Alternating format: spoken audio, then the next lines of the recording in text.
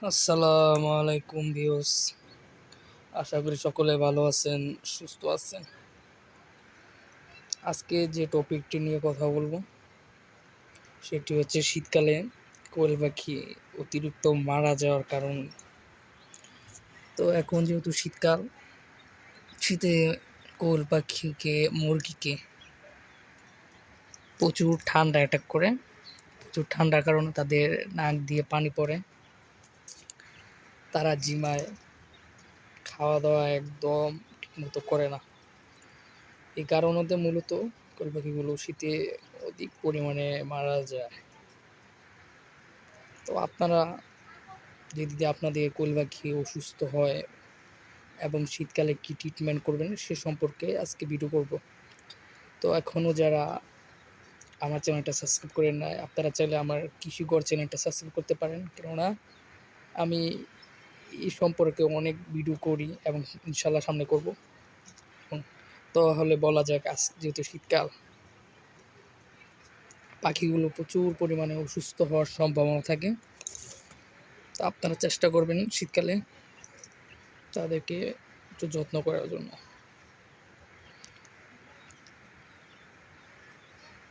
যেহেতু শীতকাল, তো আপনারা চাইলে পাখিকে, শীতকাল আপনার যে খাঁচা আমার মতো পালন পাখি, তারা আপনারা চাইলে খাঁচা কাপড় দিয়ে ঢেকে রাখতে পারেন, যাতে তাদের শরীরে কুয়াশা না পড়ে। এবং সকালে রোদ উঠলে তাদেরকে চেষ্টা করবেন রোদ্রে তাপ দেওয়ার জন্য। তো পাখিগুলো সুস্থ থাকবে, ভালো থাকবে। যদি আপনার পাখি অসুস্থ হয়ে যায়, তো আপনারা কি মেডিসিন খাওয়াবেন সে সম্পর্কে কথা বলবো। আপনার পাখি যদি অসুস্থ হয়ে যায়, আপনারা দেখতে পাচ্ছেন এদের মাইকুনিট 10 গ্রাম প্যাকেট,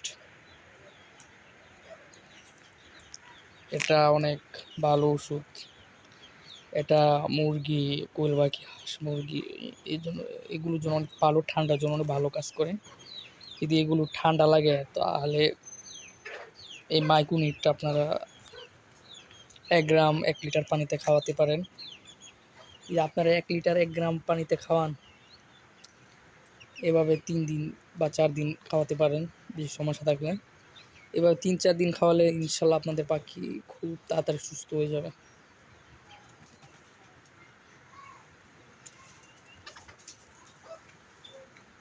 তো এই পর্যন্ত ভিডিও করলাম। তো আপনারা চাইলে, এটার দাম বেশি না, এটা আমি মাত্র 45 টাকা দিয়ে দোকান থেকে কিনেছি, মাত্র 45 টাকা, বেশি একটা দাম না। তা আপনারা চাইলে এটা কিনতে পারেন, এটা অনেক ভালো কাজ করে। এই যে আমার মুরগিগুলো, বিকাল হয়েছে, তাদেরকে খাবার দিব। তারা মাঠের মধ্যে দৌড়াদৌড়ি করতেছে, ছুটাছুটি করতেছে, খেলাধুলো করতেছে।